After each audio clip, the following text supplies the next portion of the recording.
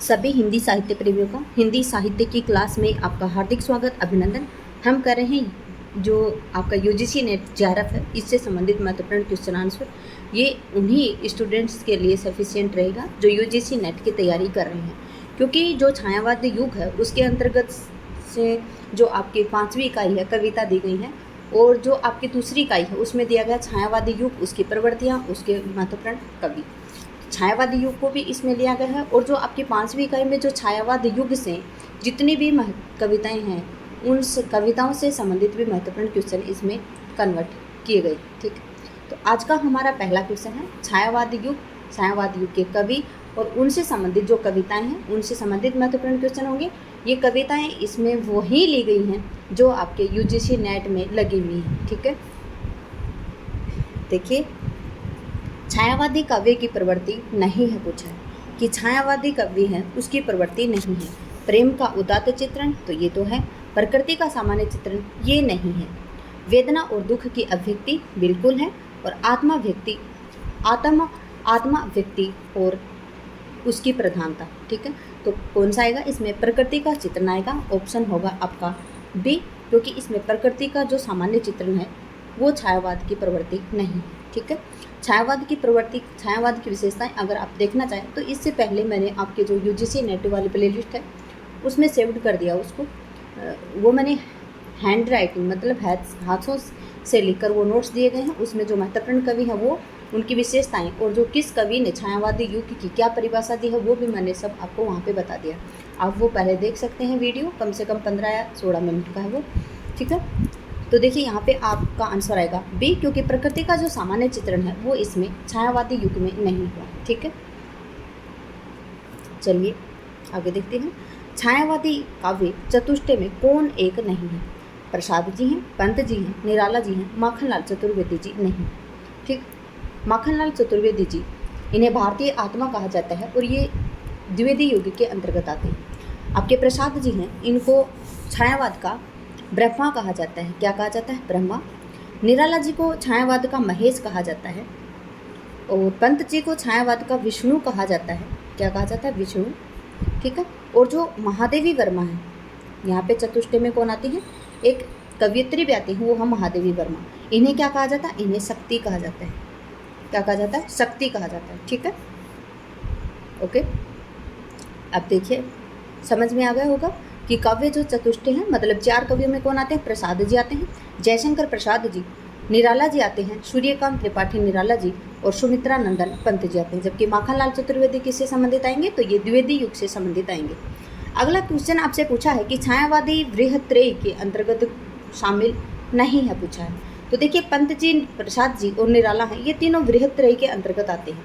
ठीक है, छायावादी युग है इसको वृहत्रय और लघुत्रय नाम 2 भागों में बांटा गया है। ठीक है, लघुत्रय और वृहत्रय।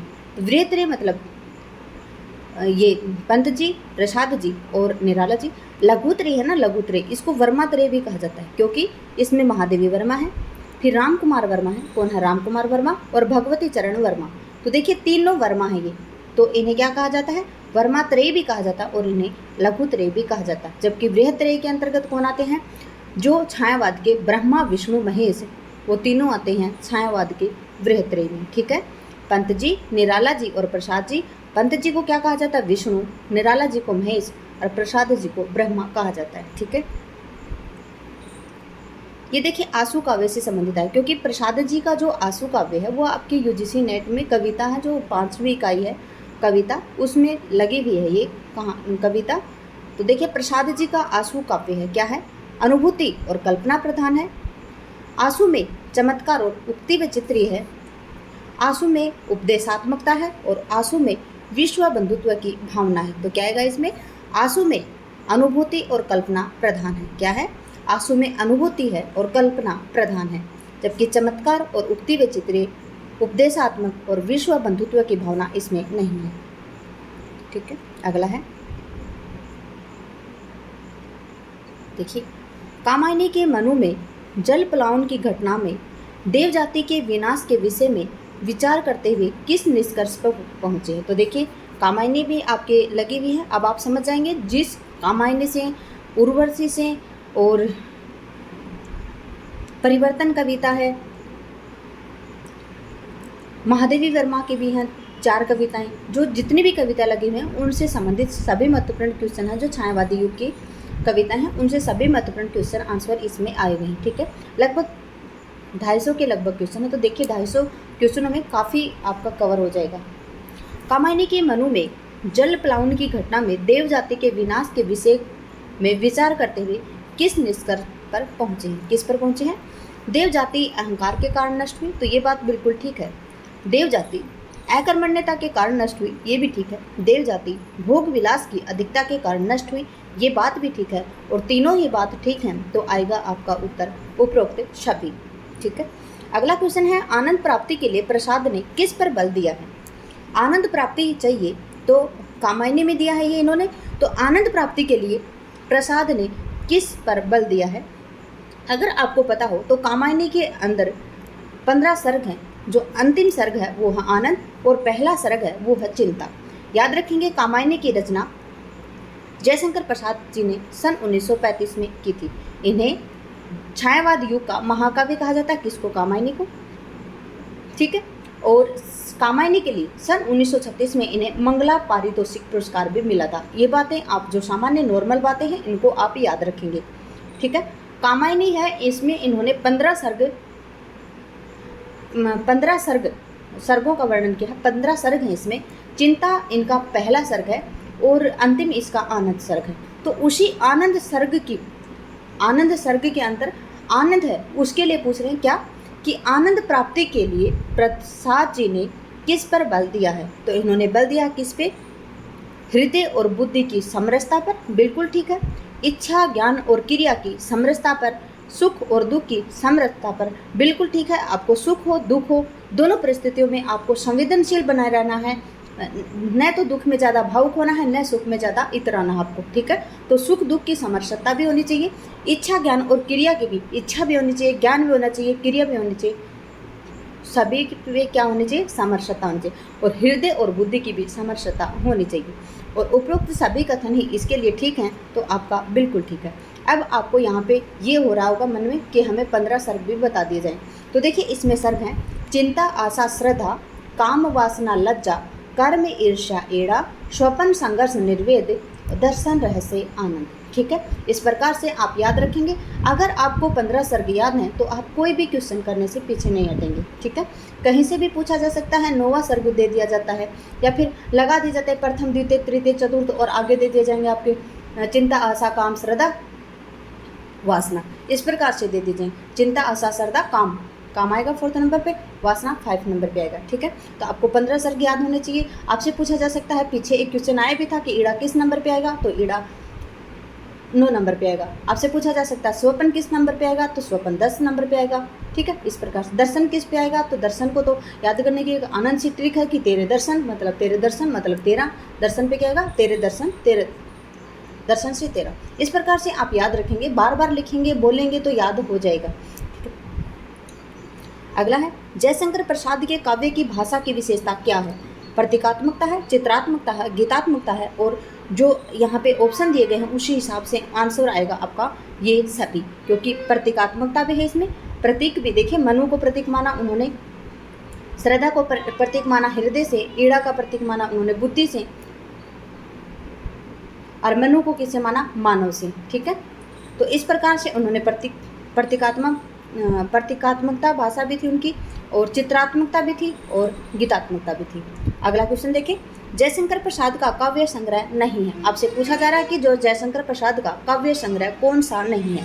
तो देखिए झरना जयशंकर प्रसाद जी का है, और कब का है? तो सन 1918 का है, याद रखेंगे। फिर है आपका लहर, ये भी जयशंकर प्रसाद जी का सन 1933। कामायनी इनका एक महाकाव्य है सन 1935 का। तो अतिमा इनकी नहीं है, तो याद रखेंगे अतिमा किसकी है? तो अतिमा है इनकी सुमित्रा नंदन पंत जी की। किसकी है? सुमित्रा नंदन पंत जी की है। ठीक है, अतिमा इनकी कब की अतिमा को इन्होंने कब रचा था? तो अतिमा का प्रकाशन है सर 1955। ठीक है, देखिए सुमित्रा नंदन पंत जी हैं, इन्हें चिदम्बरा एक इनकी कविता है, जिनके लिए चिदम्बरा इनकी 1959 की है। कब की है? 1959। उसके लिए इन्हें 1968 में ज्ञानपीठ पुरस्कार मिला था। ठीक है, अगला देखिए, प्रसाद जी की अधिकतर काव्य रचनाओं में वियोग पक्ष मुखर रहता है। कौन सी काव्य रचना पूर्ण रूप से विरह काव्य कहलाती है? तो देखिए कौन सी रचना है इनकी जो विरह काव्य कहलाती है, तो आंसू आएगी इनकी जो विरह काव्य कहलाती है। आंसू इनकी कब की है? तो सन 1925 की है। हम बता देते हैं आपको। लहर है इनकी सन 1933 की, और कामायनी है इनका सन 1935 की। देखिए जो चित्रधारा है यह कब की है? ये सन 1906 की है, ठीक है। और इसका जो दूसरा संस्करण निकला था चित्रधारा का, ये पहले थी जो चित्रधारा, ये 1906 में ब्रज भाषा में थी। फिर इसके बाद में ये सन 1909 में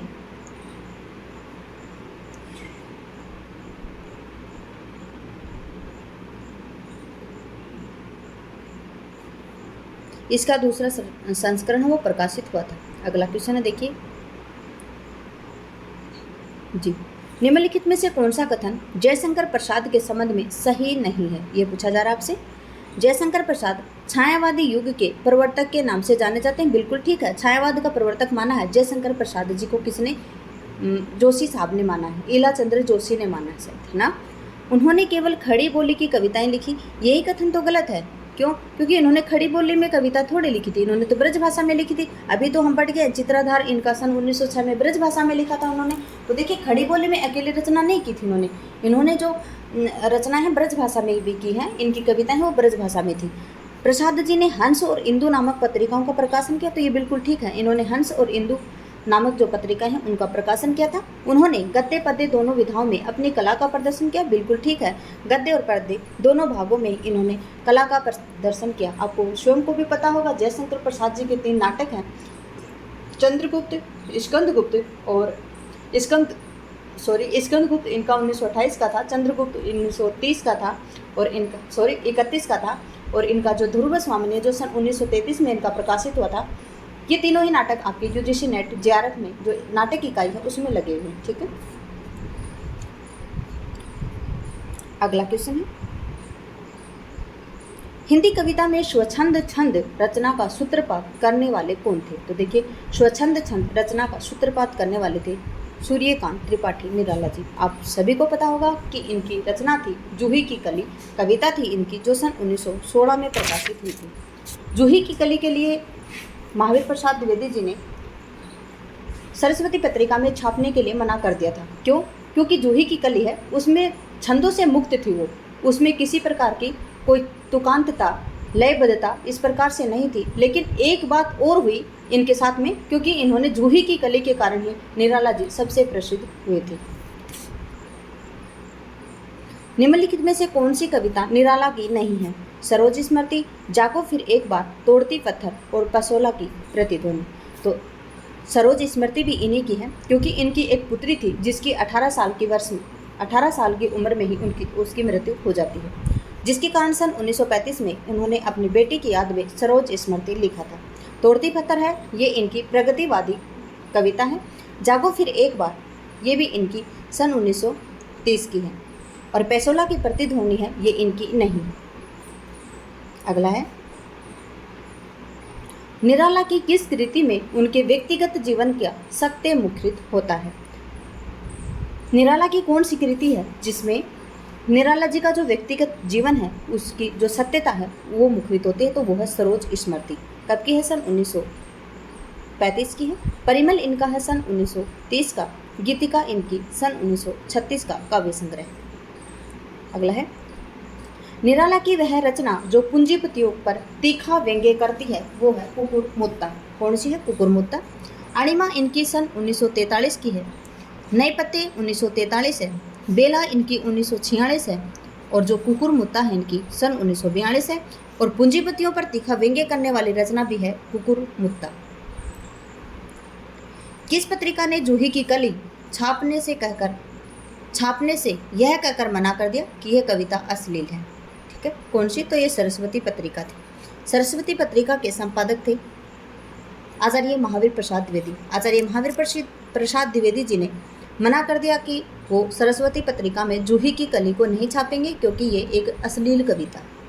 आई है यहाँ पे चांद पत्रिका। तो चांद पत्रिका है ये एक मासिक भी थी और साप्ताहिक पत्रिका भी थी। ये सन 1920 में फरियाग से निकली थी, और इसके जो संपादक थे वो थे राम रख सहगल। ठीक है, महादेवी वर्मा ने भी जो चांद पत्रिका है उसका संपादन किया था। फिर आती है आपकी माधुरी। माधुरी ये सन 1922 में हुई थी, प्रकाशित हुई थी। और कहाँ से? तो लखनऊ से। और इसके संस्थापक थे दुलारे लाल भार्गव। और कुछ समय बाद इसका संपादन किसने किया? प्रेमचंद जी ने, शिव पूजन सहाय ने और कृष्ण बिहारी मिश्र ने। ठीक है। उसके बाद में आई है आपकी ये विशाल भारती। विशाल भारती के बारे में बता देते हैं हमको। जो विशाल भारती है ये एक मासिक पत्रिका थी। और कब निकली थी? सन 1928 में कलकत्ता से निकली थी। बनारसी दास चतुर्वेदी जी, श्री राम शर्मा जी और अज्ञे जी भी इसके संपादक रहे हैं। किसके? विशाल भारती की। यहाँ पे जो सरस्वती पत्रिका है जिसमें महावीर प्रसाद द्विवेदी ने छापने से मना किया था, सरस्वती पत्रिका के बारे में जो महत्वपूर्ण तथ्य हैं वो हम आपको बता देते हैं। लिखने का समय अब नहीं है और इसमें इतनी जगह भी नहीं है फ़ोन में कि मैं लिख के बता सकूँ आपको। देखिए, सरस्वती पत्रिका है, आप मेरी बातों के ऊपर ध्यान देंगे मैं क्या बोल रही हूँ। सरस्वती पत्रिका है, इसका संपादन, ये प्रकाशन इसका शुरू हुआ था सन 1900 में। इसके संस्थापक थे वो थे चिंतामणि घोष जी। इनके पहले संस्थापक कौन थे? तो श्याम सुंदर दास जी थे। पहले संस्थापक थे वो श्याम सुंदर दास जी। वो सन 1900 से 1903 तक थे। 1903 से 1920 तक इसके संस्थापक रहे थे महावीर प्रसाद द्विवेदी। लंबे कार्यकाल किया इन्होंने, कार्य तक संपादक रहे हैं ये सन 1903 से 1920 तक, मतलब लंबे, मतलब 17 साल तक ये इसके संपादक रहे हैं। ठीक है। आपको चारों पत्रिकाओं को बिल्कुल खोल कर बता दिया, कहाँ से किसने कब संपादन किया, ये आपको सभी बता दिया।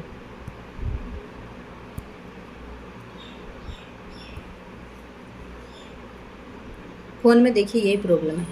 राम की शक्ति पूजा के विषय में कौन सा कथन सत्य है? देखिए, राम की जो शक्ति पूजा है उसके बारे में कौन सा कथन असत्य पूछा आपसे? क्या पूछा? असत्य। राम की शक्ति पूजा में राम मानव अधिक ईश्वर कम है। बिल्कुल ठीक है, इनका राम है उनका जो मानव के रूप में ज़्यादा बताया है, नहीं ईश्वर के रूप में कम। राम को शक्ति की पूजा का सुझाव जामवंत ने दिया था, ये भी बिल्कुल ठीक है। राम की शक्ति पूजा कथानक रामचरितमानस पर आधारित है, यही तो गलत है, क्योंकि जो राम की शक्ति पूजा का कथानक रामचरितमानस पर आधारित नहीं है, ये तो है किसके ऊपर आधारित? कृतिवास रामायण। और कृतिवास रामायण कहाँ की थी? बंगला रामायण थी। कृतिवास रामायण इसके ऊपर आधारित है। अगला है, राम को रावण पर विजय का वरदान देवी ने किया था। बिल्कुल दिया था। तो देखिए, आपका ये भी सही है, ये भी सही है और डी भी सही है, लेकिन जो आपका सी ऑप्शन है ये गलत है और यही आपका आंसर आएगा। आपसे पूछा गलत, तो देखिए जो रामचरितमानस है वो नहीं है, ये बंगला कृतिवास रामायण है जो इसकी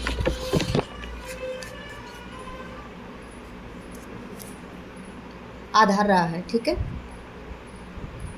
राम की शक्ति पूजा का कथानक किस पर आधारित है? तो देखिए कृतिवास रामायण पर आधारित है। किस पर आधारित है? कृतिवास रामायण। तो देखिए राम की शक्ति पूजा का कथानक किस पर आधारित है? कृतिवास रामायण पर। तो देखिए राम की शक्ति पूजा से कितने क्वेश्चन हुए हैं? अब ये आपके तोड़ती पत्थर से क्वेश्चन आए हैं। वह तोड़ती पत्थर देखा मैंने उसे इलाहाबाद के पथ पर, निराला की इस कविता में किस वर्ग का प्रतिनिधित्व हुआ है? तो ये हुआ है प्रगतिवादी। ठीक है, किसका? प्रगतिवाद का। निराला के काव्य में भाषा ओजपूर्ण है, भाषा संस्कृत निष्ठ खड़ी है, स्वर लय की प्रधानता है और उपरोक्त सभी। तो देखिए आपका डी ऑप्शन बिल्कुल ठीक होगा। यहाँ पे आंसर आएगा आपका डी। अगला क्वेश्चन है, भारत की अतीत गरिमा का चित्रण करते हुए कवियों ने भारतीयों को जगाने के लिए उद्बोधन गीत भी लिखे हैं। निराला जी का उद्बोधन गीत कौन सा है? कौन सा है? तो इनका है जागो फिर एक बार। देखिए भारत के अतीत गरिमा का चित्रण करते हुए कवियों ने भारतीयों को जगाने के लिए जो उद्बोधन गीत लिखे हैं, निराला जी ने कौन सा उद्बोधन गीत लिखा था? जागो फिर एक बार, ये इन्होंने लिखा था। कब का प्रकाशन है इसका? 1930 का। अणिमा इनकी सन 1943 की है। जूही की कली 1916, जिसे छापने से मना कर दिया था महावीर प्रसाद द्विवेदी ने। बांधो ने नाव इस ठाव बंधु, ये सन 1950 में जो अर्चना काव्य संग्रह है, किसका? जो अर्चना काव्य संग्रह है जो 50 का, उसमें संकलित है बांधो ने नाव इस ठाव बंधु। अगला क्वेश्चन है, देखिए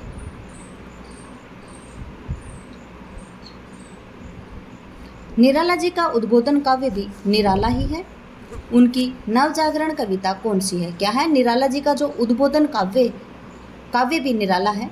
उनकी नवजागरण कविता कौन सी है? तो वहीं आ गया आपका जागो फिर एक बार। ठीक है, कौन सा? जागो फिर एक बार, जो सन 1930 में प्रकाशित हुआ था। अगला क्वेश्चन है, निराला जी ने गीति काव्य के अंतर्गत शोक गीत भी लिखी हैं। उनका शोक गीत कौन सा है? तो उनका ही क्या भारतीय जगत में पहला शोक गीत है सरोज स्मृति, जो सन 1935 का रचनाकार है इसका। बांधो ने नाव इष्ठाव बंधु, ये देखिए जो अर्चना काव्य संग्रह है सन 1950 का, उसमें संकलित है ये बांधो ने नाव इष्ठाव बंधु। जूही की कली सन 1916 है और जागो फिर एक बार सन 1930 है। अगला क्वेश्चन है, निम्नलिखित काव्य संकलन में पंत का छायावादी काव्य नहीं है। ठीक है, पूछा आपसे छायावादी काव्य कौन सा नहीं है? पल्लव भी है, गुंजन भी है, ग्रंथि भी है, लेकिन उत्तरा नहीं है। ठीक है, पल्लव का रचनाकाल सन 1928 है। अगर आपको पता हो तो जो पल्लव है इसे छायावाद का मैनिफेस्टो कहा जाता है। क्या कहा जाता है? मैनिफेस्टो यानी घोषणा पत्र कहा जाता है। ठीक है, और जो गुंजन है ये सन 1932 की है इनकी, और जो आपका ग्रंथि है ये इनकी सन 1920 की है। ठीक है, और उत्तरा है ये कब की है? उत्तरा है ये क्या है? ये छायावादी काव्य नहीं है। ये अगला है, पंत जी ने कौन सी रचना नव मानवतावादी युग के रचना मानी जाती है? देखिए पंत जी की कौन सी रचना है जो नव मानवतावादी युग की रचना मानी जाती है? तो ये है लोकायतन। कौन सी है? लोकायतन। देखिए जो लोकायतन है इनका ये सन 1964 का है। कब का है? सन 1964, और इसके लिए इन्हें सोवियत लैंड पुरस्कार मिला था, याद रखेंगे। युगवाणी सन 1939 के इनकी, और जो स्वर्ण धूलि स्वर्ण किरण ये सन 1947 की, और इनके ऊपर अरविंद दर्शन का प्रभाव था। ठीक है, अगला क्वेश्चन है, अरविंद दर्शन का प्रभाव निम्न में से किस काव्य पर है? तो वो आएगा किसके काव्य पर है? तो वो है पंत जी। कौन है? पंत जी के जो काव्य हैं उनके ऊपर अरविंद दर्शन का प्रभाव है। कौन कौन सी है वो रचना इनकी? स्वर्ण किरण और स्वर्ण धूलि जो सन 1947 की हैं, इनके ऊपर अरविंद दर्शन का प्रभाव था। ठीक है, अगला क्वेश्चन है, पंत जी को किस कृति पर भारतीय ज्ञानपीठ पुरस्कार मिला था? तो जो पंत जी की चिदम्बरा कृति है इसके लिए इन्हें सन 1968 में क्या मिला था? ज्ञानपीठ पुरस्कार। चिदम्बरा कब की है? तो सन 1958 या 59 भी आ सकता है। लोकायतन सन 1964 का है, इनके लिए इन्हें सोवियत लैंड पुरस्कार मिला था, और ग्राम्या इनकी सन 1940 की है। ठीक है, युगवाणी 39, ग्राम्या 40। अगला क्वेश्चन है, सुमित्रा नंदन पंत प्रकृति के सुकुमार कवि कहे जाते हैं, उनकी किस कृति पर उन्हें साहित्य अकादमी पुरस्कार मिला था? साहित्य अकादमी पुरस्कार मिला था इन्हें कला और बूढ़ा चांद के लिए। कला और बूढ़ा चांद इनकी सन 1958-59 की है, और इसके लिए इन्हें सन 1960 में साहित्य अकादमी पुरस्कार मिला था। लोकायतन इनकी सन 1964 की है, और इसके लिए इन्हें सोवियत लैंड पुरस्कार मिला था। चिदम्बरा इनकी सन 1958-59 की है, इसके लिए इन्हें सन 1968 में ज्ञानपीठ पुरस्कार मिला था। वीणा इनकी कब की है? तो वीणा इनकी सन 1927 की। पंत के संदर्भ में कौन सा कथन असत्य है? पंत सुकुमार कल्पना के कवि थे, बिल्कुल ठीक है। पंत ने उर्वशी काव्य की रचना की थी, यही गलत है। उर्वशी इनकी नहीं है। उर्वशी किसकी है? एक तो दिनकर साहब की है, किसकी है? दिनकर की। और एक उर्वशी जो सन 1909 वाली है वो किसकी है? वो है जयशंकर प्रसाद जी की। तो उर्वशी इनकी नहीं है। पंत के काव्य में प्रगतिवादी चेतना मिलती है, बिल्कुल ठीक है। और पंत काव्य पर अरविंद दर्शन का प्रभाव बिल्कुल, इनकी जो स्वर्ण किरण और स्वर्ण धूलि जो सन 1947 के हैं उसके ऊपर अरविंद दर्शन का प्रभाव है। ठीक है, अगला क्वेश्चन है, पंत जी प्रकृति के चित्र के लिए प्रसिद्ध हैं। उन्होंने अधिकांशतः प्रकृति का चित्रण किया है, किस रूप में किया है? तो इन्होंने प्रकृति का चित्रण आलंबन के रूप में किया है। प्रकृति का चित्रण किस रूप में किया है? आलंबन रूप में किया है। छायावाद का मैनिफेस्टो किसको कहा जाता है? तो पल्लव की जो भूमिका है उसको छायावाद का मैनिफेस्टो कहा जाता है, और ये सन 1928 की कृति है। कामायनी सन 1935 की कृति है, और आंसू सन 1925 की कृति है। ठीक है, अगला है, पंत और प्रसाद के प्रकृति चित्रण का सबसे बड़ा अंतर कौन सा है? पंत ने आलंबन के रूप में प्रकृति चित्रण अधिक किया है। पंत ने प्रकृति के सुकुमार रूप का अधिक चित्रण किया है, कठोर रूप का बहुत कम, जबकि प्रसाद ने दोनों रूपों का चित्रण किया है, और यही आपका कथन बिल्कुल ठीक है। प्रथम रश्मि कविता में कवि ने प्रकृति से क्या प्रश्न पूछा है? तो उन्होंने प्रश्न पूछा है कि प्रथम रश्मि के आते ही जड़ चेतन जो एकाकार थे वे कौतूहल कैसे हो गए। आप सभी को पता है कि जिस प्रकार से प्रथम रश्मि आती है, प्रथम रश्मि आना मतलब पहली सूर्य की किरण आती है तो चिड़ियाँ चहचहाने लगती हैं। सुबह दूध वाला है वो दूध देने आ जाता है, अखबार वाला है अखबार डालने आ जाता है, मतलब सुबह सभी की चहल पहल मच जाती है उठते ही। तो ये प्रथम रश्मि का आना क्या है कि जड़ चेतन मतलब रात को जो सोए हुए लोग थे, जो एकाकार थे, वो कौतूहल में कैसे आ गया। यह है प्रथम रश्मि का प्रकृति से पहला क्वेश्चन का। ठीक है, तो देखिए आपका ए ऑप्शन बिल्कुल ठीक है। यहाँ पे अगला क्वेश्चन है, देखिए आपका जो छायावादी युग है और छायावादी युग के अंतर्गत जो आपकी कविता है इकाई 5 में लगी, उनसे सभी से महत्वपूर्ण क्वेश्चन आंसर है। निम्न में से महादेवी की रचना नहीं, दीपशिखा, सांध्य गीत, रजत शिखर और निहार। तो देखिए जो दीपशिखा है ये इनकी है सन 1942 की, सांध्य गीत 1936 है और निहार इनका सन 1930 है। ठीक है, निम्नलिखित में से किस रचना के लिए महादेवी वर्मा को हिंदी साहित्य का सर्वोच्च सम्मान ज्ञानपीठ पुरस्कार दिया गया था? किसके लिए? यामा के लिए इन्हें ज्ञानपीठ पुरस्कार दिया गया था। दीपशिखा इनकी कब की है? तो सन 1942 की है। यामा इनकी सन 1940 की है, लेकिन याद रखेंगे स्टूडेंट, यामा है इसके लिए इन्हें ज्ञानपीठ पुरस्कार सन 1940 की है और ये कब मिला था? सन 1982 में मिला था। सांध्य गीत सन 1936 है और निहार सन 1930 है। ठीक है, अगला क्वेश्चन है, निम्नलिखित कथनों में से कौन सा कथन महादेवी वर्मा के संबंध में सही नहीं है? महादेवी वर्मा ने ब्रज में कविताएं लिखी हैं, तो ये बात ठीक है कि इन्होंने ब्रज में भी कविताएं लिखी हैं। इनकी कविताओं में चित्रों जैसी संरचना का आभास मिलता है, तो ये भी ठीक है। इनके गीत भाव प्रधान हैं, ये भी ठीक है। इनकी पहली रचना रश्मि है, यही कथन आपका गलत है, क्योंकि महादेवी वर्मा की पहली जो खड़ी बोली में प्रथम कविता है वो है इनकी दिया। कौन सी है? दिया है, रश्मि नहीं है। ठीक है, निम्नलिखित में से कौन सा कथन असत्य है? आपसे असत्य पूछा है। बादल कविता सुमित्रा नंदन पंत की है, तो आपका कथन बिल्कुल ठीक है कि जो बादल है वो किसकी है? सुमित्रा नंदन पंत जी की है। नौका विहार कविता का समापन दार्शनिकता के साथ हुआ है, बिल्कुल ठीक है। नौका विहार भी किसकी है? सुमित्रा नंदन पंत की। इसका रचना काल मुझे नहीं मिला, लेकिन इसमें कविता का जो समापन है वो दार्शनिकता से हुआ है।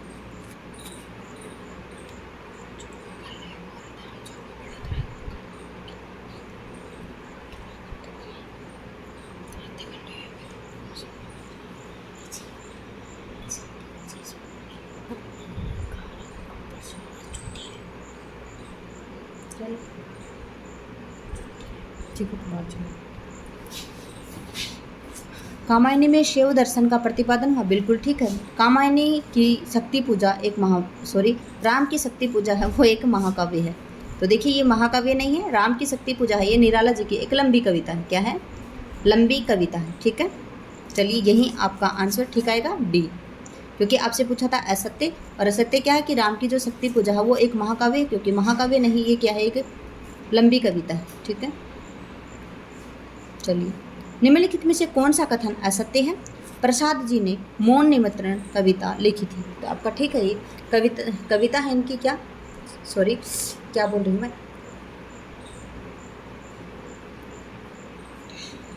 प्रसाद जी ने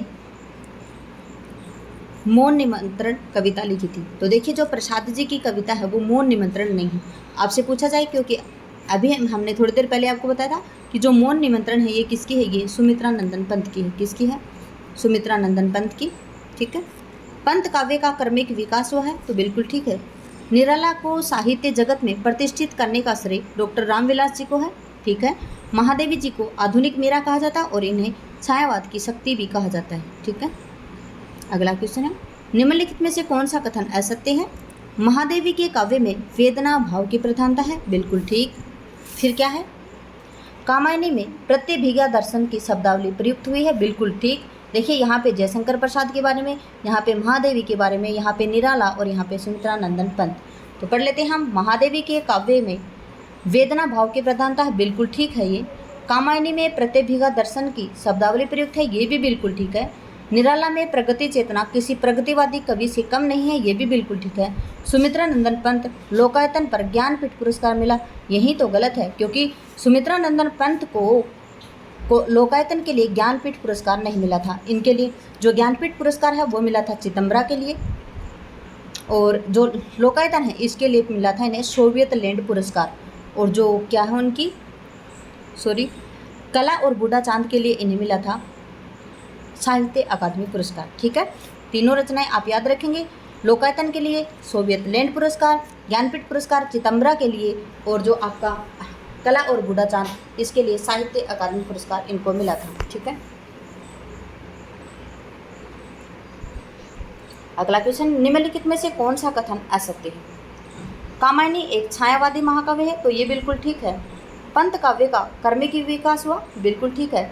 निराला छायावादी कवि के साथ साथ प्रगतिवादी चेतना से युक्त कविताएं लिखते थे, तो बिल्कुल ठीक है। फिर क्या है, महादेवी के काव्य में प्रगतिवादी तत्व उपलब्ध हैं, यही तो गलत है। देखिए एक एक शब्द से गलती हो रही है। महादेवी के काव्य में रहस्यात्मक के स्वरों का प्रस्फुटन होता है, और वहीं उपलब्ध है क्या, रहस्यवाद। ठीक है, प्रगतिवादी तत्व नहीं आएगा। आपका आंसर होगा यहाँ पे डी। अगला है, महादेवी वर्मा के काव्य में रहस्यवाद के स्वरों का प्रस्फुटन होता है। उनकी भावनात्मक रहस्यवाद की स्थिति उनके किस प्रकार के काव्य में परिलक्षित होती है? तो ये है उनके गीतों में। ठीक है, उन्होंने गीत लिखे हैं।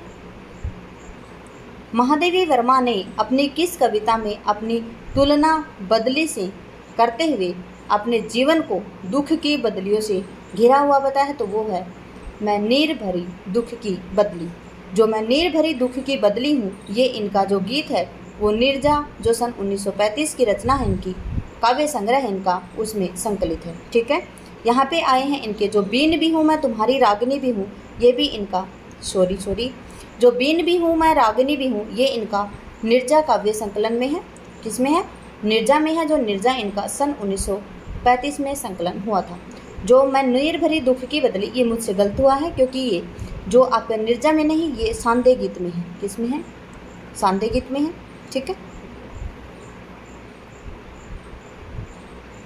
अगला है रूपसी तेरा धन कोश, ये भी निर्जा में संकलित है। ठीक है, अगला है निम्नलिखित में से कौन सा एक सही सुमेलित नहीं है? पूछा है आपसे कि कौन सा सही सुमेलित नहीं है। तो देखिए झरना जयशंकर प्रसाद जी की रचना है, बिल्कुल ठीक है, क्योंकि जो झरना है ये जयशंकर प्रसाद की सन 1918 की रचना है। ग्रंथ पंत जी की रचना है। देखिए ग्रंथ नहीं आएगा, ये ग्रंथी आएगा। क्या आएगा? ग्रंथी। और ये किसकी रचना है? ये पंत जी की रचना, तो सन 1920 की रचना है ये। प्रताप पत्रिका का संपादन कार्य माखनलाल चतुर्वेदी जी ने किया था। तो देखिए प्रताप बिल्कुल ठीक है। जो प्रताप पत्रिका का संपादन माखनलाल चतुर्वेदी ने सन 1924 में इसका कार्यभार संभाला था। ठीक है, कब? सन 1924 में। आगे है बहुत ही इंपॉर्टेंट, काफ़ी बार आ भी चुका है, जागो फिर एक बार कविता दिनकर जी की है। यही गलत है, क्योंकि जागो फिर एक बार सन 1930 निराला जी की कृति। किसकी है? निराला जी की कृति है। तो आपका उत्तर होगा यहाँ पे डी, जागो फिर एक बार दिनकर की नहीं, निराला जी की। ठीक है, चलिए अगला है हिंदी में स्वच्छंदतावाद के प्रवर्तक कवि किसे कहा जाता है? आपका जो हिंदी है उसमें स्वच्छंदतावाद के जो प्रवर्तक हैं वो किसे कहा जाता है? तो वो कहा जाता है श्रीधर पाठक को। किसको कहा जाता है? श्रीधर पाठक को। निम्नलिखित में स्वच्छंदतावाद की विशेषताएं कौन सी हैं? व्यक्तिकता और आत्मनिष्ठता, कल्पना का स्वच्छंद प्रवाह है, भावातिरेक एवं भाव प्रवणता, ये सभी। तो यहाँ पे उत्तर आएगा आपका ये सभी। अगला क्वेश्चन है छंदबद्ध कविता के स्थान पर लय और गति पर आधारित काव्य रचना का महत्व मिला। क्या कि जो छंदबद्ध कविता है उसके स्थान पर लय और गति पर आधारित जो काव्य रचना है उसको महत्व मिला है, वो कौन सी है? तो वो है स्वच्छंदतावाद। कौन है स्वच्छंदतावाद के प्रवर्तक? तो वो है श्रीधर पाठक। ठीक है, श्रीधर पाठक की जो देहरादून कविता है किस दृष्टि से उल्लेखनीय है? तो देखिए जो श्रीधर पाठक की जो देहरादून है ये कब की है? तो सन 1915 की रचना है। याद रखेंगे कब की है? सन 1915 की है। और इसमें किसका वर्णन हुआ? तो इसमें वर्णन हुआ है प्रकृति चित्रण का। किसके है? प्रकृति चित्रण का वर्णन हुआ है। स्वतंत्रतावादी कवि नहीं है। आपसे पूछा है कि जो स्वतंत्रतावादी कवि हैं वो कौन नहीं है? हरिवंश राय बच्चन, श्रीधर पाठक, सूर्यकांत त्रिपाठी निराला और नरेंद्र शर्मा। तो देखिए जो हरिवंश राय बच्चन है ये भी, श्रीधर पाठक और नरेंद्र शर्मा ये सभी हैं, लेकिन सूर्यकांत त्रिपाठी निराला जी हैं ये छायावादी कवि हैं, ये स्वतंत्रतावादी कवि नहीं है। हरिवंश राय बच्चन जी का जन्म आपसे पूछा जाए, देखिए कवि बहुत सारे निकल गए, हमने उसके जन्म काल नहीं बताया है। जन्म काल बिल्कुल आप याद रखेंगे क्योंकि जन्म काल के हिसाब से क्वेश्चन आपसे पूछे जाते हैं, ठीक है। तो देखिए उसके लिए सॉरी अभी बता देते हैं हम। हरिवंश राय बच्चन जी का जन्म सन 1907 है, श्रीधर पाठक जी का जन्म सन 1959 है, नरेंद्र शर्मा जी का जन्म सन 1913 है और सूर्यकांत त्रिपाठी जी का जन्म सन 1897 है। कब का? और ये याद रखेंगे, देखिए श्रीधर पाठक का मैंने 1959 बताया नहीं, 1868 है, ठीक है। अगला है, देखिए क्वेश्चन है, छायावाद का प्रयोग दो अर्थों में समझना चाहिए, एक तो रहस्यवाद के अर्थ में और दूसरा प्रयोग वाक्य से लिया पद्धति विषय के व्यापक अर्थ में। और ये कथन के समीक्षक कौन है? तो ये हैं आचार्य रामचंद्र शुक्ल जी, ठीक है। कौन है? रामचंद्र शुक्ल जी। अगर आपने मेरी पिछली क्लास देखी है जो मैंने 15-16 मिनट की डाली थी क्लास, जो छायावाद युग है उससे महत्वपूर्ण तथ्य थे वो, और किसने छायावाद के बारे में क्या परिभाषा दी है वो भी थे इसमें। अगला है, देखिए परमात्मा की छाया आत्मा पर और आत्मा की छाया परमात्मा पर पड़ने लगती है तभी छायावाद की सृष्टि होती है। छायावाद की यह परिभाषा किस विद्वान की है? तो ये है आपके डॉक्टर रामकुमार वर्मा की। किसके? डॉक्टर रामकुमार वर्मा जी ने कहा था कि परमात्मा की छाया आत्मा में और आत्मा की छाया जब परमात्मा में पड़ने लगती है तो छायावाद की सृष्टि होती है, और ये कहने वाले हैं रामकुमार वर्मा जी। रामकुमार वर्मा जी का जन्म सन 1905 को हुआ था। डॉक्टर नगेंद्र जी का जन्म सन 1915 और नरेंद्र जी का, ये नगेंद्र जी हैं, और जो नरेंद्र शर्मा जी हैं उनका जन्म सन 1913 है, ठीक है। महादेवी वर्मा सन 1907 और जो आपके आचार्य रामचंद्र शुक्ल जी हैं इनका जन्म है 1884, ठीक है। तो जो परमात्मा की छाया आत्मा पर और आत्मा की छाया परमात्मा पर पड़ने पर और वहीं छायावाद की सृष्टि है, तो वो है रामकुमार वर्मा जी का कथन। अगला क्वेश्चन है, छायावाद एक दार्शनिक अनुभूति है, ये कथन किसका है? देखिए जो छायावाद है वो एक दार्शनिक अनुभूति है, ये कथन किसका? तो आचार्य शांति प्रिय द्विवेदी जी का है। किसका है? शांति प्रिय द्विवेदी जी का। देखिए छायावाद स्थूल के प्रति सूक्ष्म का विद्रोह नहीं रहा, बल्कि थोपी नैतिकता, रूढ़िवाद और सामंती साम्राज्यवाद बंधनों के प्रति विद्रोह है, ये कथन किसका है? क्या है? जो छायावाद है वो स्थूल के प्रति सूक्ष्म का विद्रोह नहीं रहा। अगर आपसे पूछा जाए कि छायावाद को स्थूल के प्रति सूक्ष्म का विद्रोह किसने कहा, तो डॉक्टर नगेंद्र जी ने कहा है, ठीक है। लेकिन यहाँ पे क्या बताया कि जो छायावाद स्थूल के प्रति सूक्ष्म का विद्रोह नहीं रहा, बल्कि थोपी नैतिकता, रूढ़िवाद और सामंती साम्राज्यवादी बंधनों के प्रति विद्रोह रहा है, और ये कथन है रामविलास शर्मा जी का, ठीक है। किसका है? रामविलास शर्मा जी का। अगला है, छायावादी कविता में नवीन सौंदर्य चेतना जगाकर समाज की अभिरुचि का परिष्कार किसने किया है? तो ये कथन किसका है? तो डॉक्टर नगेंद्र साहब का है। किसका है? डॉक्टर नगेंद्र जी का है। अगला है, तुम्हारे छूने में था प्राण, संग में पावन गंगा स्नान, तुम्हारी वाणी में कल्याणी, त्रिवेणी की लहरों का गान। और ये किसकी पंक्तियां हैं? तो वो हैं पंत जी की पंक्तियां। किसकी पंक्तियां हैं? ये पंत जी की। देखिए क्या है, तुम्हारे छूने में था प्राण, संग में पावन गंगा स्नान, तुम्हारी वाणी में कल्याणी, त्रिवेणी की लहरों का गान। और ये किसका कथन है? ये पंत जी की पंक्तियां हैं। अगला है, काम मंगल से मंडित श्रेय सरग इच्छा का है परिणाम। पंक्ति के रचनाकार कौन है? तो वो हैं जयशंकर प्रसाद जी। कौन है? जयशंकर प्रसाद जी। अगला क्वेश्चन है, मैं कृतार्थ हूँ देह तृणों के लघु दोने में, तुम मेरी आत्मा का पावक करती धारण। पंक्तियों के रचयिता कौन है? क्या है कि मैं कृतार्थ हूँ देह तृणों के लघु दोने में, तुम मेरी आत्मा का पावक करती धारण। पंक्तियों के रचयिता कौन है? तो वो हैं जयशंकर प्रसाद जी। अगला है, क्या पूजा क्या अर्चन रे, उस असीम का सुंदर मंदिर मेरा लघुतम जीवन रे। क्या है? क्या पूजा क्या अर्चन रे, उस असीम का सुंदर मंदिर मेरा लघुतम जीवन रे। और ये है महादेवी वर्मा जी का कथन। पंक्तियां हैं ये किसकी, महादेव वर्मा की। अगला है, देखिए, इस करुणा कलित हृदय में अब विकल रागिनी बजती, क्यों हाहाकार स्वरों में वेदना असीम गरजती। उपयुक्त काव्य पंक्तियों में किन भावों की अभिव्यक्ति हुई है, तो इसमें है करुण, विरह और वेदना। क्या है इसमें, करुण भी है, विरह भी है और वेदना भी है, लोक कल्याण इसमें नहीं है। तो आपका 1 2 3 1 2 3 आपका बी ऑप्शन में है, आपका बी ऑप्शन बिल्कुल ठीक होगा। अगला क्वेश्चन है, कर्म का भोग भोग का कर्म, यही जड़ का चेतन आनंद। उपरोक्त पंक्तियों का आशय है, व्यक्ति को सर्वप्रथम कर्मशील बनना चाहिए। अंततः व्यक्ति अपने कर्मों का ही भोग करता है। जीवन में आनंद प्राप्ति के लिए कर्मशील होना आवश्यक है। आनंद के लिए शुद्ध सात्विक प्रेम आवश्यक है। तो आपके ऑप्शन होंगे यहाँ पे कौन कौन से ठीक, कि कर्म का भोग भोग का कर्म, यही जड़ का चेतन आनंद। जो उपरोक्त पंक्तियाँ हैं उनका आशय है कि जो व्यक्ति को सर्वप्रथम कर्मशील बनना चाहिए, तो बिल्कुल ठीक है। फिर क्या है, अंततः व्यक्ति अपने कर्मों का ही फल भोगता। क्या है कि कर्म का भोग भोग का कर्म, कि हमें कर्मों के अनुसार हमें भोगना पड़ता है। और फिर क्या है, यही जड़ का चेतन आनंद। अगर जीवन में आनंद प्राप्ति करना चाहते हैं तो आपको क्या होना चाहिए, कर्मशील होना चाहिए। तो आपके जो 1 2 3 बिल्कुल ठीक है, 1 2 3 आपके सी ऑप्शन में। अगला क्वेश्चन है, जयशंकर प्रसाद की रचनाएं दी गई हैं और उनका सही अनुक्रम आपको बताना है। क्या पूछा, सही अनुक्रम। लहर है इनकी सन 1933, झरना है इनकी सन 1918, कामायनी है 1935 और आंसू है 25। तो सबसे पहले आएगी झरना, फिर आंसू, लहर और कामायनी। झरना, आंसू, लहर और कामायनी ये सन 1900 आपका आंसर है यहाँ पे सी ऑप्शन, ठीक है। झरना कब की है, 18, आंसू 1925, लहर 1933 और कामायनी 1935। अगला क्वेश्चन है, जयशंकर प्रसाद की जो रचनाएं हैं उनका साहित्यिक रचनाओं का आपको सही अनुक्रम बताना है। कामायनी कब की है, तो सन 1935 है। लहर कब की है, सन 1933 है। आंसू कब की है, तो सन 1900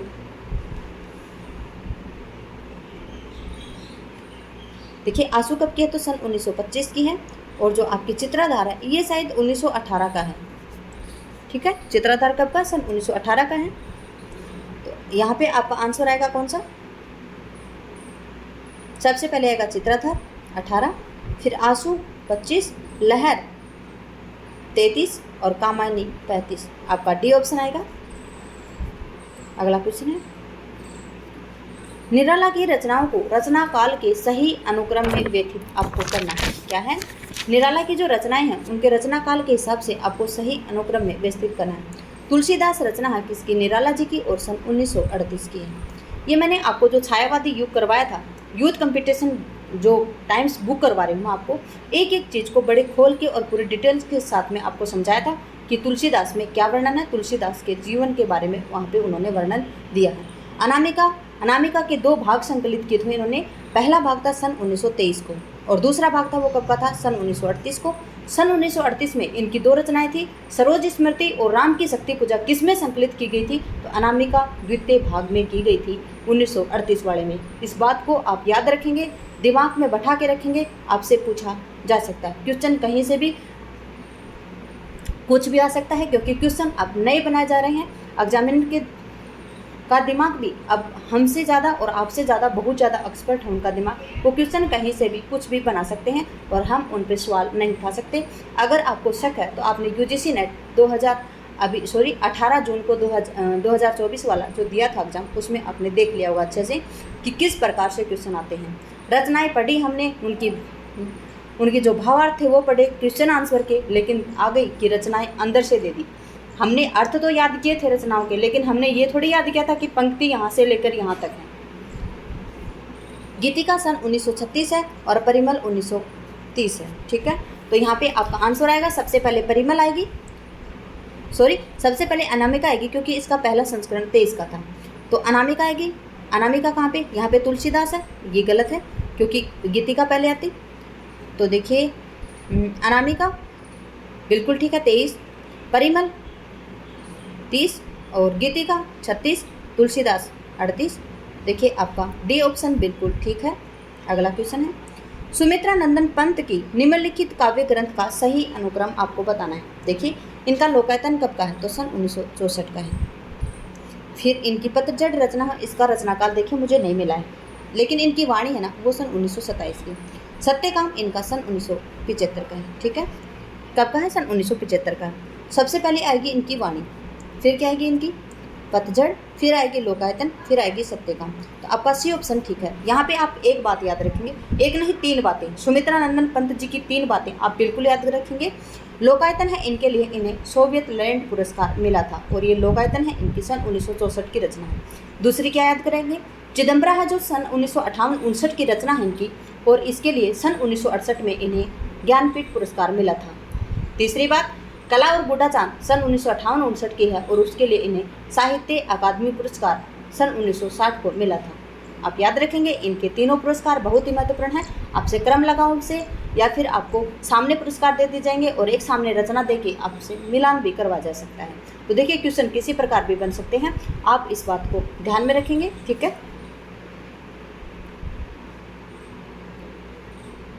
अब आपको अगले क्वेश्चनों में सुमेलन करना है। ठीक है, दीपशिखा किसकी कृति है, तो ये है महादेवी वर्मा जी की। किसकी है, महादेवी वर्मा जी की। राम की शक्ति पूजा किसकी है, तो निराला जी की है। झरना किसकी है, तो प्रसाद जी की है। और लोकायतन किसकी है, तो पंत जी की। ठीक है, तो देखिए पहले इसमें यूथ कंपटीशन की तरह व्याख्या तो दी नहीं गई है, आपसे सीधा उत्तर पूछा गया, तो हम आपको उत्तर इसमें नहीं लगाएंगे। क्यों नहीं लगाएंगे, क्योंकि क्वेश्चनों में उत्तर लगाने में टाइम जाता है, कोई फायदा नहीं है। हम यहाँ पे पढ़ लेते हैं कि जो दीपशिखा है ये सन 1942 की महादेवी वर्मा की है। राम की शक्ति पूजा सन 1936 किसकी है, निराला जी की है। झरना सन 1918 प्रसाद जी की है। और लोकायतन अभी मैंने आपको बताया था सन 1964, और इसके लिए इन्हें लोकायतन के लिए इन्हें सोवियत लैंड पुरस्कार मिला था। ठीक है, अगला है पुष्प की अभिलाषा किसकी है, तो ये है माखनलाल चतुर्वेदी की। किसकी है, पुष्प की अभिलाषा किसकी है, तो ये है माखनलाल चतुर्वेदी जी की। फिर है आपका दीपशिखा जो महादेवी वर्मा की है। साकेत जयशंकर प्रसाद जी की है। और क्या बता रही हूँ मैं आपको, साकेत है ये किसकी है, मैथिली शरण गुप्त जी की है। और कामायनी जयशंकर प्रसाद जी की है। ठीक है, तो देखिए यहाँ पे आपके श्रीधर पाठक जी आए हैं। ठीक है, एक बात मैं और बता दूँ आपको, श्रीधर पाठक जी स्वच्छंदतावादी कवि, जो स्वच्छंदतावाद है उसके प्रवर्तक कवि हैं। और इन्होंने जो क्या था, गोल्ड स्मिथ के 3 महत्वपूर्ण ग्रंथ थे, उनका इन्होंने अनुवाद किया था। जो इनका उजड़ ग्राम है उसका इन्होंने हर्मिट है उसका एकांतवासी योगी सन 1986 में अनुवाद किया था। फिर इनका जो डेजर्टेड विलेज है ये उजड़ ग्राम नाम से सन 1989 में ब्रज भाषा में किया था। श्रांत प्रतीक है वो द ट्रेवलर है, उसका श्रांत प्रतीक के नाम से सन 1902 में प्रकाशित करवाया था। ठीक है, यहाँ पे आए हैं जो आपकी पुष्प की अभिलाषा, ये इसका रचनाकाल मुझे नहीं मिला पुष्प की अभिलाषा का। ठीक है, दीपशिखा है सन 1942 की। साकेत किसका है, तो साकेत मैथिली शरण गुप्त का सन 1931 का महाकाव्य है। और कामायनी ये छायावाद का महाकाव्य है जयशंकर प्रसाद का, और ये सन 1935 की रचना है। और कामायनी के लिए जयशंकर प्रसाद जी को मंगला पारितोषिक पुरस्कार मिला था। ठीक है, अगला क्वेश्चन है, देखिए तुलसीदास रचना किसकी है, तो तुलसीदास है निराला जी की, एक में एक ही आएगा। निर्जा किसकी है, तो ये है महादेवी वर्मा की। वीणा सुमित्रा नंदन पंत जी की है। और कुरुक्षेत्र दिनकर जी का। ठीक है, रामनेश त्रिपाठी जी की 4 काव्य संग्रह हैं, कौन कौन से, मिलन 1918, पथिक 1920, मानसी 1927 और स्वपन 1929। आप इनको याद रखेंगे। देखिए जो याद करने लायक है वो मैं आपको बता रही हूँ। आप जो श्रीधर पाठक की जो एकांतवासी उजड़ ग्राम और श्रांत पथिका उनका रचनाकाल याद कर लीजिए, क्योंकि जो क्रम लगा हो उसमें आते हैं ये क्वेश्चन। और जो आपकी जो मैंने अभी बताया आपको रामनेश त्रिपाठी जी की जो मिलन, पथिक, मानसी और स्वपन, इन तीनों का क्रम लगाओ पूछा जा सकता है। ठीक है, आते हैं ये क्वेश्चन, तभी मैं आपको बार बार बता रही हूँ। ठीक है, यहाँ पे आपका है तुलसीदास, ये सन 1938 की रचना है किसकी, निराला जी की। निर्जा ये सन 1936 की है, किसकी है, महादेवी वर्मा की। और वीणा सन 1927 की है, और किसकी है ये, वीणा किसकी है, 1927 की सुमित्रा नंदन पंत जी की है। और कुरुक्षेत्र है ये दिनकर जी का है, और कब का है, सन 1946 का। ठीक है, अगला क्वेश्चन है वो भी है सुमेलित कीजिए। लहर किसकी है, तो ये जयशंकर प्रसाद जी की है। अपरा किसकी है, तो अपरा है निराला जी की। पल्लव किसकी है, तो पल्लव है किसकी, सुमित्रा नंदन पंत जी की है।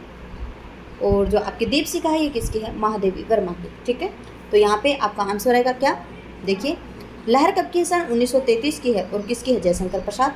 अपरा कब की है, तो सन 1946 और ये है निराला जी की। फिर उसके बाद में पल्लव, ये सुमित्रा नंदन पंत सन 1928 और पल्लव को, जो पल्लव की भूमिका है उसको छायावाद का घोषणा पत्र मैनिफेस्टो कहा जाता है। दीपशिखा किसकी है, तो ये महादेवी वर्मा की है, ये है सन 1942 की। बच्चन जी, हरिवंश राय बच्चन जी हैं, इन्हें हालावाद का प्रवर्तक माना जाता है। मधुशाला, मधुबाला, मधुकलश इनकी 3 रचनाएं हैं जो हालावाद के धर्म ग्रंथ कहलाई जाती हैं। मधुशाला 1935, मधुबाला 1935, मधुशाला 1936 और मधुकलश सन 1937 इनकी 3 रचनाएं जो हालावाद के धर्म ग्रंथ कहे जाते हैं। ये भी आप याद रखिए। ठीक है, खाना खा लें, खा लें, चलो अगला क्वेश्चन है, छायावाद की विशेषताएं हो सकती हैं कौन सी, विशेषण विपर्य, स्वच्छंद भावावेश, मूर्त विधान, इतिवृत्तात्मकता। तो देखिए जो छायावाद की विशेषताएं हैं वो कौन सी हैं, विश्लेषण विपर्य भी है, स्वच्छंद भावावेश भी है और मूर्त विधान भी है, लेकिन कौन सी नहीं है, इतिवृत्तात्मकता नहीं है, क्योंकि याद रखेंगे जो इतिवृत्तात्मकता है वो द्विवेदी युग की विशेषता है। किसकी विशेषता है, द्विवेदी युग की विशेषता है कौन सी, इतिवृत्तात्मकता। ठीक है, तो देखिए यहाँ पे आंसर आपका आएगा 1, 2 और 3। ठीक है, अगला क्वेश्चन है 75 तक की क्वेश्चन करेंगे क्योंकि इसमें लगभग 250 की लगभग क्वेश्चन है, तो 75 करेंगे 150 और फिर 100 लगभग कर लेंगे, शायद कम होंगे, शायद 75 बन रहे थे। अगला क्वेश्चन है, निम्नलिखित कथनों पर आपको विचार करना है। छायावादी काव्य प्रेम, प्रकृति और नारी सौंदर्य का काव्य है, ये बिल्कुल ठीक है। जो छायावादी काव्य है वो प्रेम, प्रकृति और नारी सौंदर्य का काव्य है। छायावादी काव्य की एक प्रमुख विशेषता है उनकी रहस्यवादी भावना, बिल्कुल ठीक है। छायावाद की एक प्रवृत्ति रहस्यवाद है, ये भी बिल्कुल ठीक है। छायावाद में सुख और आनंद की अभिव्यक्ति है। हमारा पहला ही क्वेश्चन था कि छायावाद काव्य की प्रवृत्ति है, उसमें ऑप्शन आया था हमारा प्रेम का उदार चित्रण, प्रकृति का सामान्य चित्रण, वेदना और दुख की अभिव्यक्ति और आत्माभिव्यक्ति की प्रधानता। तो देखिए जो इसमें सुख और आनंद है उसकी अभिव्यक्ति नहीं होती है। किसमें, जो छायावादी युग है इसमें सुख और आनंद की अभिव्यक्ति नहीं होती, इसमें दुख और वेदना की अभिव्यक्ति होती है। किसकी, दुख और वेदना की, सुख और आनंद की अभिव्यक्ति नहीं होती है छायावाद में, और यही आपका ऑप्शन गलत है, यहाँ पे 4 गलत है। तो आपसे पूछा है कि निम्नलिखित कथनों पर आपको विचार करना है और कौन सा कथन सही है। आपके 1, 2, 3 बिल्कुल ठीक हैं, लेकिन जो 4 का कथन है वो आपका गलत है। अगला है, देखिए निम्नलिखित कथनों पर आपको विचार करना है। प्रसाद जी ने कामायनी में बुद्धिवाद का विरोध किया है। क्या पूछा आपसे कि कौन सा कथन सही है, तो देखिए जो प्रसाद जी ने कामायनी में बुद्धिवाद का विरोध किया है बिल्कुल ठीक है। कामायनी में हृदय और बुद्धि में संतुलन की चर्चा की है, तो ये भी बिल्कुल ठीक है। कामायनी में कुल 13 सर्ग हैं, यही आपका कथन गलत है। आप सभी को पता है, मैंने बता भी दिया पीछे कि कामायनी में 15 सर्ग हैं, और ये नॉर्मल बातें हैं, ये आपको पता है। कामायनी के जो 15 सर्ग हैं वो कौन कौन से हैं, चिंता, आशा, श्रद्धा, काम, वासना, लज्जा, कर्म, ईर्ष्या, एड़ा, स्वपन, संघर्ष, निर्वेद, दर्शन, रहस्य, आनंद। ठीक है, याद होने चाहिए आपको बिल्कुल सभी। देखिए कामायनी के 3 प्रमुख पात्र हैं, मनु, श्रद्धा, एड़ा। जो कि मनु है वो मन का प्रतीक है, श्रद्धा है वो हृदय का प्रतीक है, और एड़ा है वो बुद्धि का प्रतीक है। तो बिल्कुल आपका 4 ऑप्शन भी ठीक है, आपके 3 ऑप्शन, तीसरा ऑप्शन है वो गलत है। तो देखिए तीसरा ऑप्शन यहाँ भी आ रहा है, यहाँ भी, ये दोनों गलत है। ठीक है, तो यहाँ पे आपका 1, 2 और 4 बिल्कुल ठीक है। अगला क्वेश्चन है, जयशंकर प्रसाद की जो कामायनी है उसके पात्र के संबंध में कौन से कथन सही या सही हैं। श्रद्धा और ईड़ा क्रमशः हृदय और बुद्धि के प्रतीक हैं, बिल्कुल ठीक है। श्रद्धा हृदय का है और ईड़ा बुद्धि का प्रतीक है। श्रद्धा और ईड़ा दोनों में संतुलन बनाकर ही आनंद की प्राप्ति की जाती है, बिल्कुल ठीक है ये। फिर है मनु अभिमानी व्यक्ति प्रतीक होता है, देखिए यही तो गलत है, क्योंकि मनु है वो अभिमानी व्यक्ति का प्रतीक नहीं था। मनु क्या था, मनु का प्रतीक तो सद्गुण, शिक्षा, आदर्शवाद था। ठीक है, और मनु काव्य के प्रमुख जो पात्र हैं उनमें से एक मनु थे, जो मनु ही हैं उनको आदर्शवाद के रूप में प्रस्तुत किया गया है। ठीक है, तो यहाँ पे ये कथन आपका गलत आएगा। श्रद्धा, मनु और ईड़ा इसके प्रमुख पात्र हैं, तो आपका 1, 2 और 4 ऑप्शन बिल्कुल ठीक है। 1, 2, 4 कहाँ पे है? तो आपके सी ऑप्शन में है 1, 2 और 4। ठीक है।